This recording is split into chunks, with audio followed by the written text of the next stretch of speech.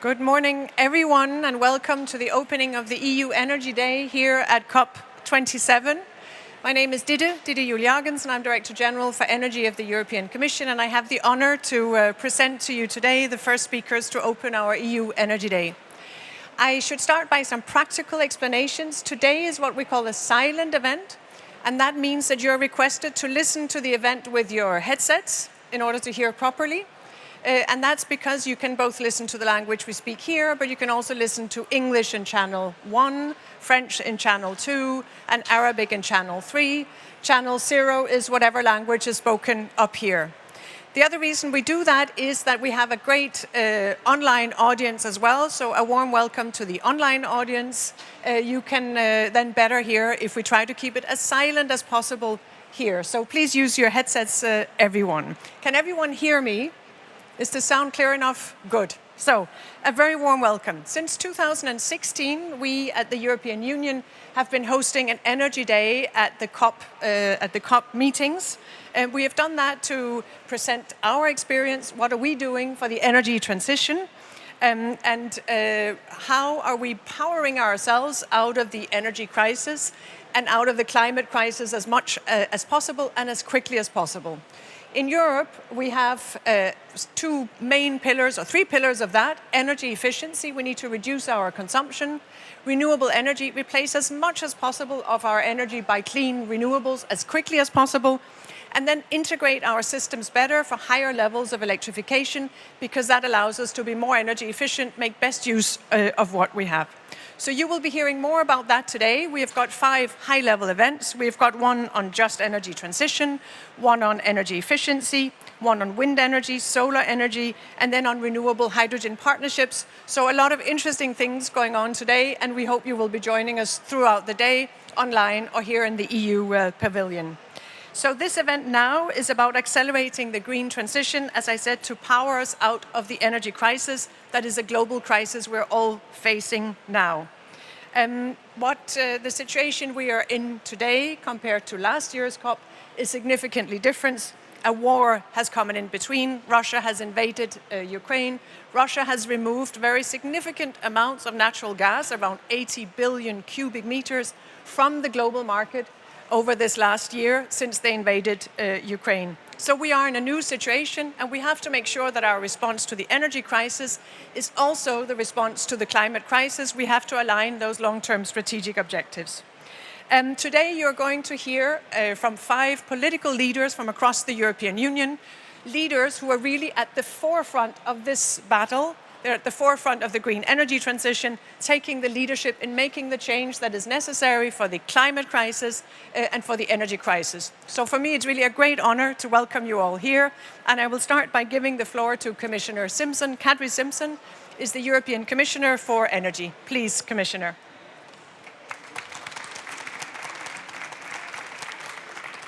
Thank you, Ditte, and good morning, everyone. Welcome to the EU Pavilion here at COP27.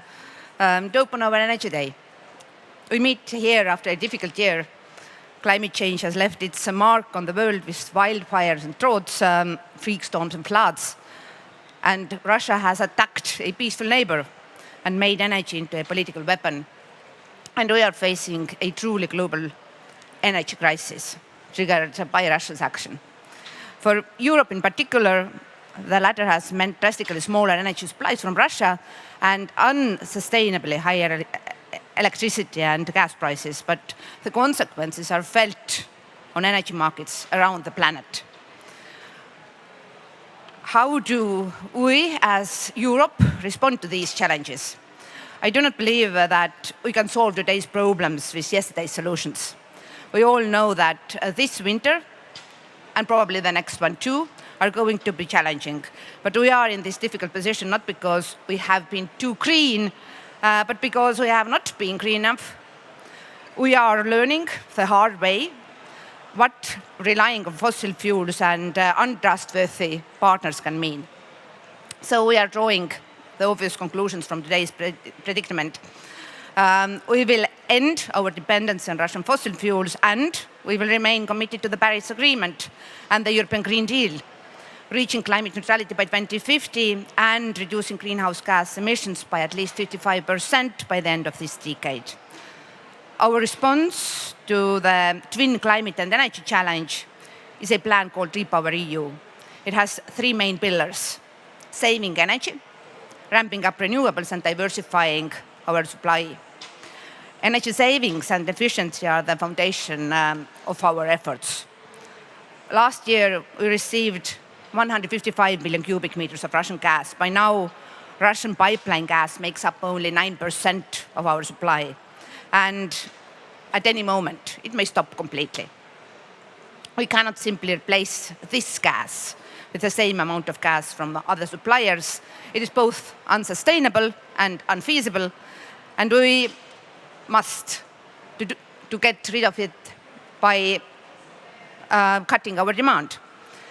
And in August and in September, the gas consumption in the EU was already down by 15%, exactly the goal we have set ourselves for this winter with a Save Gas for a Safe Winter plan.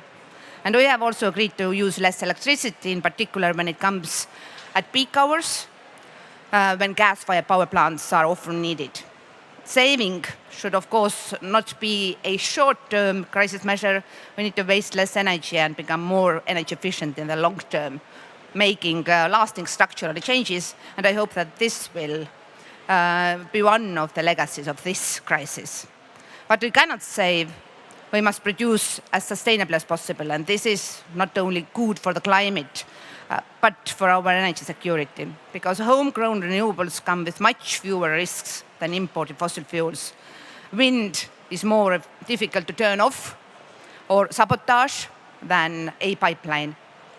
Our energy system cannot become renewables-based overnight, but we can accelerate this process. As with energy efficiency, we are also upgrading our 2030 renewables targets, proposing 45% of renewable sources in our energy mix by then. And there are already some very encouraging signs. 2022 is going to be a record year for solar energy in the EU, with 40 gigawatts of new capacity installed. Both the North and Baltic Sea have countries around these sea basins. They do have very ambitious plans for offshore energy, surpassing what we envisaged in our offshore energy strategy just 2 years ago. And already today, 38% of our electricity comes from renewables, which is more than from fossil fuels. But we must push further, and one bottleneck that prevents faster progressing is permitting. If it can take almost a decade for a project to get a green light, a renewable revolution is not likely to happen. And to improve this situation, the Commission has proposed a comprehensive overhaul of our permitting system. It makes clear that renewable projects are in the overriding public interest, creates go-to areas where environmental risks are lower and permitting can be faster, and streamlines the processes overall. And to make sure that renewables can already help us to address the crisis this winter, we have made an additional emergency proposal to accelerate permitting in areas where it can have an effect in the coming months. For example, rooftop solar, also heat pumps, and repowering existing projects.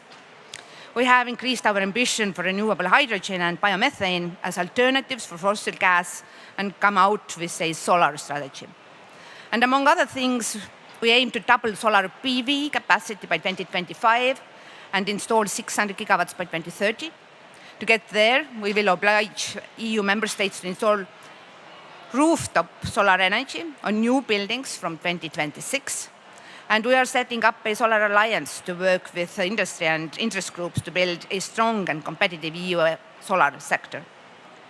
I mentioned earlier that we do not plan to replace every molecule of Russian gas with molecules from other suppliers.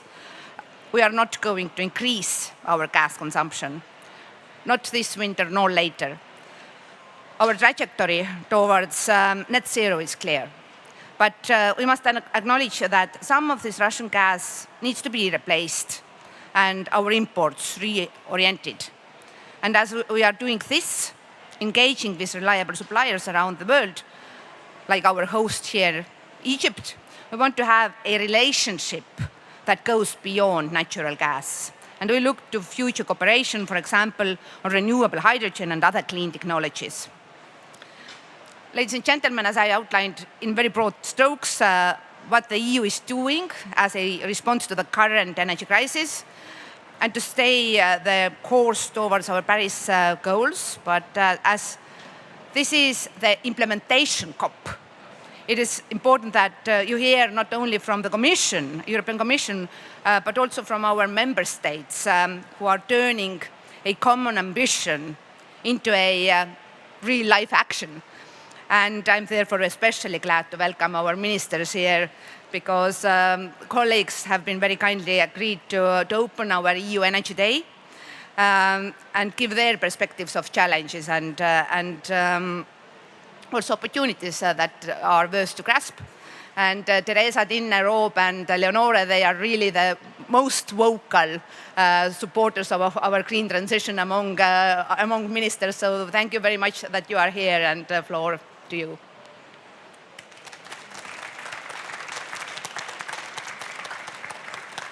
Thank you very much to European Energy Commissioner Kadri Simpson for the introductory remarks. I now have the honor of giving the floor to you, Teresa Ribera, Deputy Prime Minister of Spain and Minister for the Ecological Transition and Demographic Challenges. Please, Teresa.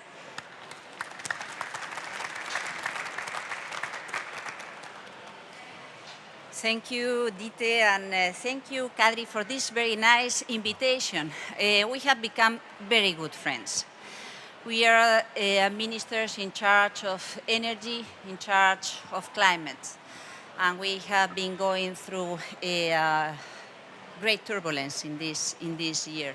Since we met in Glasgow last year, things have changed a lot.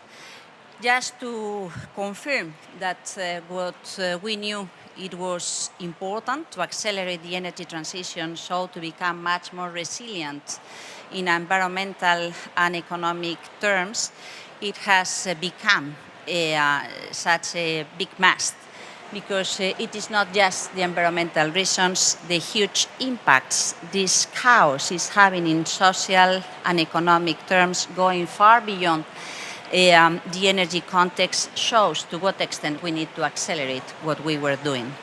And the only way to go forward is to go together. To go together in the European context, but to go together with all the rest of our friends in the whole world. And I think this deserves a short explanation, because it is true, as the Commissioner was saying, that we have been in a position to absorb such a huge shock of missing around 40% of the provision of gas to Europe in a very short period of time. So in terms of energy security, we needed to react in such a way that we were in a position to accelerate the transformation, but also to accept that we needed to be flexible and solidar among us. So to ensure that people could understand that we were paying attention to their concerns. And this is a comment that I will like to develop later on. So first thing, yes, we were in a position that forced us to absorb this big shock because of energy security reasons, but the impacts of what we were going through shows, as I stated at the very beginning, that we needed to speed up the energy transition. And speeding up the energy transition means many things. As the Commissioner was saying, we had to go through different programs at the European level, so to ensure that we counted on the right mechanism to facilitate this transformation, the electrification of the system to the extent possible, the development of green renewable energy solutions, the improvement of our policies dealing with savings and efficiency, the capacity to have a different terms of dialogue with the rest of the international community were very important, but also to invest in innovation, in new developments, and accelerating the transformation and the technology demands that were needed to put in place, as well as the acceleration of the interconnections and to take advantage of the great opportunity to build more Europe around the energy agenda. And I think that this is a very interesting political spin-off. to what extent something that was mainly conceived as domestic national policies being combined with some reference in terms of how the market should work can be understood in a much more deeper manner, along the lines that the European Union was building in the last decades, but in a very shy manner. So having the large extent of our geography and the complementarities of our infrastructures is absolutely key. So developing the interconnection capacities that should be sound for the time to be, and not only for the very short term, are very important. And this explains why the new ICE, taking a look on what does it mean in terms of the electricity interconnections or the green hydrogen interconnections, are going to be so important. My next comment is, what does this mean in social terms? We have been used to talk about just transition dealing with workers, and this is a must. Of course, people want to stay where they were living, and they feel the panic and the emotions of facing a deep transformation according to what it has been prosperity for decades in their own regional areas. So reskilling workers, providing new opportunities for industries and so on is very important. But just transition can also be applied to consumers. We cannot leave alone the consumers with such a shock in price terms. Of course, price signals are important, but price signals can go beyond what it is acceptable, what it is viable for the society as such.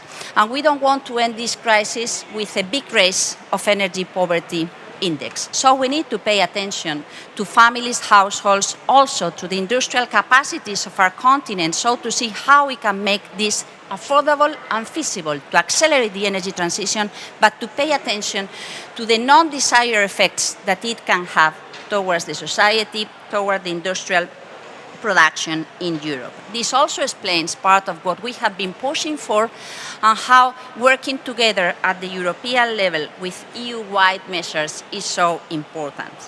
Because in fact, what we have in front of us is a very strong opportunity, as I said, not only to invest in Europe, but also to invest in our industrial capacities, modernizing some traditional industrial sectors, so to be much more efficient, much more greener, but also to anticipate some developments that may become later on and that are needed today. It is very interesting to see how the interest in energy offshore, electricity being produced by offshore windmills, or how we can accelerate the hydrogen economy is a must right now along the whole Europe geography. At the same time, we know that this also provides good, interesting opportunities for the industrial equipments, for the developments of new capacities or the developments of new policies, such as electricity storage, such as the digitalization and the deep investment in the smart grids. So I think that this is also part of the discussion, as well as new question marks dealing with how to improve the performance of the existing wind and solar technologies, how to deal with what type of materials for what type of goods. So again, an agenda that connects innovation, employment, and industrial policies around energy policies. This is why I think that we are in the middle of such a challenging moment, but at the same time, we know that the response needs to be European. With a very final comment, which is very important in this context, it needs to be European when dealing with the domestic policies, but it needs to be built with our partners elsewhere. This is not just an introspective approach, so to think how we can solve our small problems in our small corner.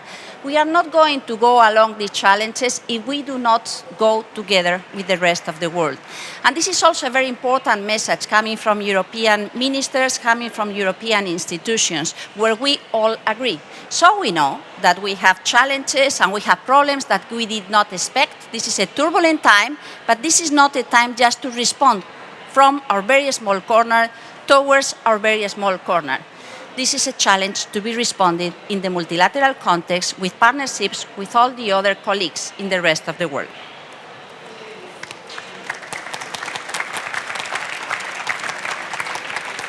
Thank you very much to Teresa Ribera. I now have the honor to give the floor to Tine van der Straten, Minister of Energy for Belgium. Tine, please.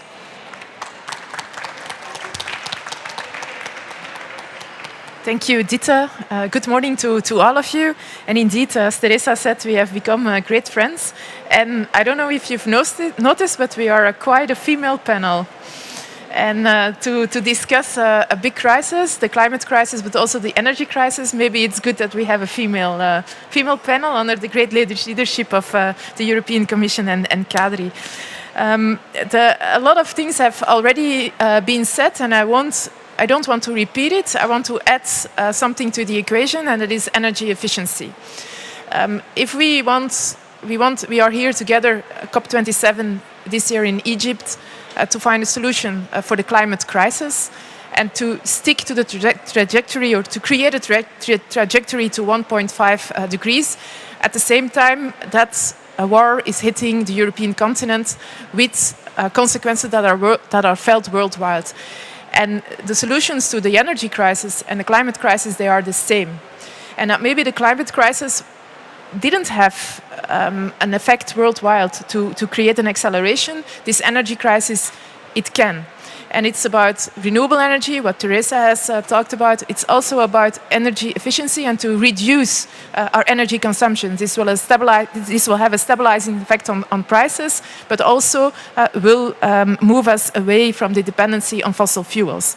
And we have in Europe for several decades now, we have had this eco-design directive and the definition of energy performance of products and goods, which have been serving as a global reference for standards and norms.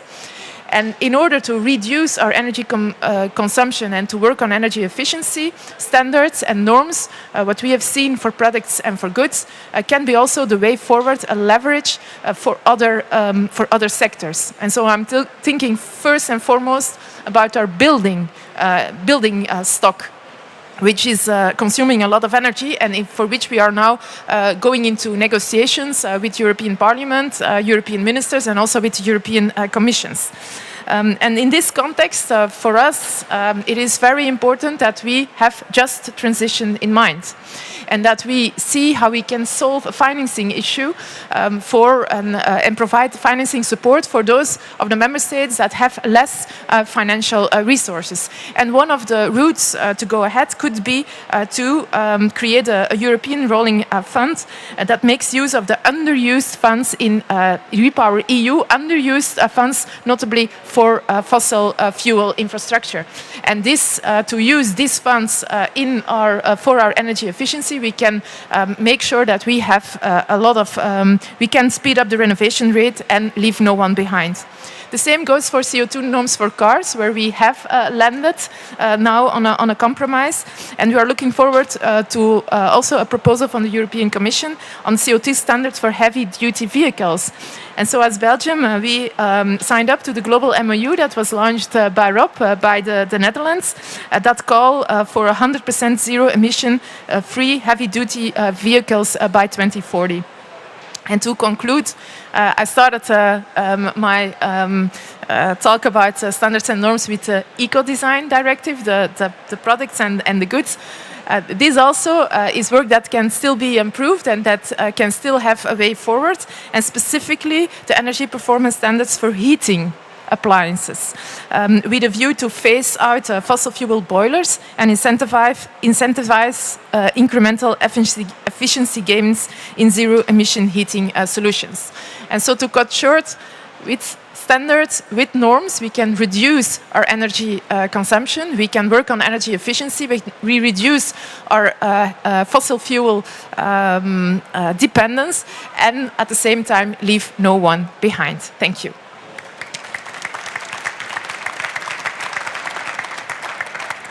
Many thanks to Tine van der Straten. I now have the honor to give the floor to Rob Jetten, who is Minister of Climate and Energy Policy from the Netherlands. Rob, please.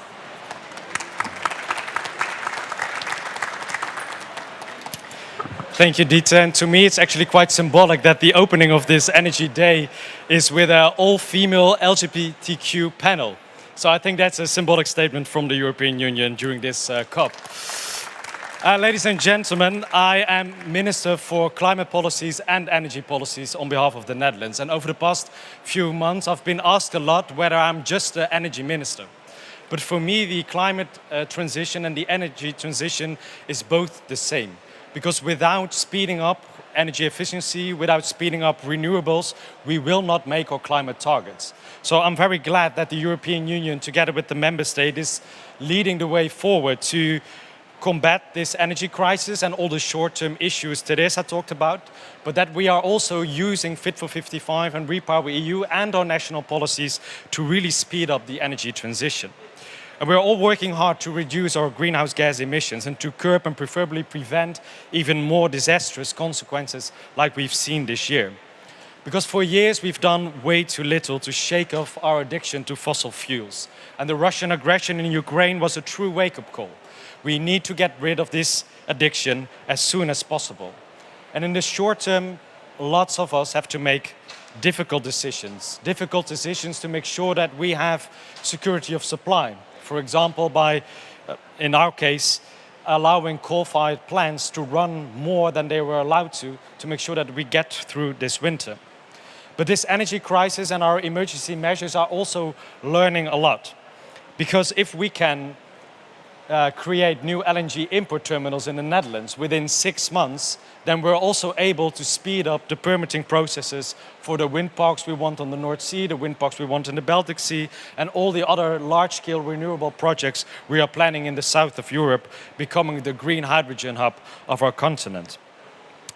And I want to follow up on what Tinne has also said, that we can do a lot in our policies. And voluntary measures are no longer an option. We need governments that set clear standards for cars, clear standards for heating systems. And we are no longer just encouraging from the sidelines. We now have to actively intervene in our markets, make sure that pollution is taxed, that pollution is banned, and that the clean alternatives are actually the ones that become more affordable and at one point mandatory. But as a European Union, as a European continent, we also have to take in mind the consequences of this Ukrainian war and the consequences of the energy crisis for the rest of the world. And we need to support countries that are already facing climate-related events. And we need to step up our climate financing so that the climate transition is not only a just transition on the European continent, but also a just transition in the poorer countries that are facing climate change and do not always have the means to fight it. Thank you very much.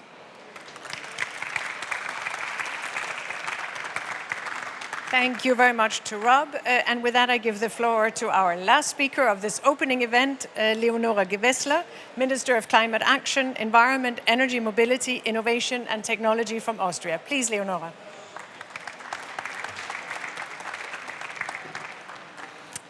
Thanks a lot. Thanks a lot for having me. And it's an absolute honor and pleasure to work with such an inspiring group of people because now in the middle of all these crises, and we all came here to discuss crises. The climate crisis, the energy crisis. It's good to know that there's a lot of people working towards the same direction of solving the problem, and it's good to know that they actually know how to solve the problem, and that both crises basically have one solution, and that's moving from a fossil-based system to a renewables-based system. So that's an easy, and I put it in quotation mark, one-liner. But of course, this is a huge transformation that we go to. It means we need to put the capital, the resources, the labor, to this big transformation. And Kadri invited us to give a couple of examples from our national contexts, how we try to do that, and I will do that if you allow. So, of course, on the one hand side, it means for decarbonization, exchanging fossils to renewables, it means we ramp up renewables investment in Austria massively. We have a record year for renewables. We speed up the permitting, we boost the efficiency, we invest in modernizing our industry, but we also need to invest in the labor market, in the skills, in all that's related to that. But, and I'd like to focus my 2 minutes thing that I still have on an important aspect that also is key for our debates in the global arena. It's how to make this a just transition. Because leaving no one behind has to be our guiding principle, but it cannot only be words. We need to actually put this into action, how to support the most vulnerable in our societies. How do we enable them to be part of this transition? We know this is possible. We know we need to push for it. We also know it's a challenge both nationally at European level and let alone at global level. So I'm very happy that at the European level we have, together with all the technical policies, from the ETS to the efficiency to the renewables to the building standards, we are going to put into place a social climate fund to help the transition towards the most vulnerable. And that's also why we started in Austria a big just transition process that brought together institutions from other ministries, the labor unions, interest groups, the chambers of labor and commerce, everybody around the table, to come together to actually discuss and come up with the roadmaps and the action plans that we need to make this transformation actually a just one for everybody. Many people around the table, not as an excuse for not taking decisions as a politician, that's our job. We'll have to do that in the end, but for making sure our decisions are well informed and take into consideration all the aspects that there are. And I want to give you two quick, concrete examples how we try to put this into reality in Austria. One is in our carbon pricing. We introduced carbon pricing this October 1st, and when we started it, we introduced at the same time a so-called climate bonus, which is a lump sum payment for everybody per capita, where low-income households relatively benefit more than high-income households. So that helps boost acceptance for the CO2 pricing, especially in times like these. And the second example I want to give you is our new subsidy scheme. It's called Renewable Heating for Everybody. Why do we do that? We're currently having a law in Parliament that will ban new fossil heating systems as of beginning of next year, and gives a pathway to exchanging fossil heating systems up until 2035 for coal and oil and 2040 for gas. But of course this means investments for people. And so we accompany this law with a subsidy scheme where the lower 20% of the income bracket will basically get 100% of the new heating installation subsidized. Because with your average subsidy rates of 20, maybe 30% for the lower income, of course, this is still too much of investment to do. That's two examples out of a super challenging and big task that we all have ahead, nationally at the European level, let alone at the global level. And of course, one of the most challenging aspects is that for this transition, we need to work at so many different levels, in so many different layers, thinking not only about the technical aspects, but regional, gender, race, inequality. But that's why I think that fora like these and the COP, to discuss it, to inform ourselves, to hear actually what are the needs, are so crucial for moving forward, because I'm convinced that if we address the challenge, it will not hold us back, but if we address the challenge of a just transition, it will actually be a boost and acceleration to the transition, because it will give us more acceptance and it will give us more implementation, and I think this is where we are all here. So it will be a crucial week this week, but I'm convinced that together, globally as locally, we can manage this transition. Thanks a lot.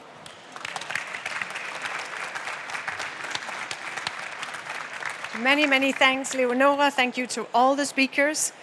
We have heard about the fact that the crises are global. The twin crises of energy and climate are global crises. They call for the same answer, they call for the same solutions, and they call for solutions at global level by working together.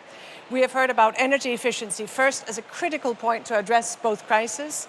We have heard about the need to accelerate, to use the speed we see in the energy crisis, to use that same speed in addressing the climate crisis and accelerating the rollout of renewable energy in particular, and having better and more infrastructure both across the European Union, but of course also at global level and in other parts of the world.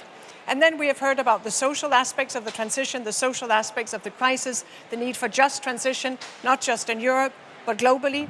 And that links into our next event, which starts at 11 o'clock here at the EU Pavilion, which is about just transition, delivering on the Glasgow commitments towards an inclusive and just transition, where we will take stock of what has happened since Glasgow, but also look at what more do we need to do, what more are we doing at European level, and what more do we need to do together at global level.